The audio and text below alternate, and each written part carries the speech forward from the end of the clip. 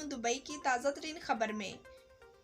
اگر آپ ہمارے چینل پر نیو ہیں تو چینل کو سبسکرائب کریں، لائک کریں اور بیل کو پریس کر دیں۔ متحدہ عرب امارات میں پھنسے غیر ملکی شہریوں کے لیے خوشخبری۔ متحدہ عرب امارات میں پھنسے غیر ملکی شہریوں کے لیے خوشخبری۔ دبئی، سعودی عرب اور کویت کی جانب سے حالیہ پابندیوں کی وجہ سے دبئی ایئرپورٹ پر پھنس جانے والے شہریوں کو اپنے ملک واپسی کے لیے آسان ٹکٹ فراہم کرنے کا اعلان کر دیا گیا۔ خلیج ٹائمز کے مطابق متحدہ عرب امارات میں پھنسے بھارتی ریاست کیرالہ کے شہریوں کے لیے ایئر انڈیا نے خصوصی آفر کے ذریعے ٹکٹ فراہم کا اعلان کیا ہے۔ اپنی ایک پوسٹ میں ایئر انڈیا ایکسپریس نے بتایا ہے کہ دبئی اور شارجہ میں پھنسے کیرالہ کے باسیوں کو 330 درہم میں ملک واپسی کا ٹکٹ دیا جائے گا۔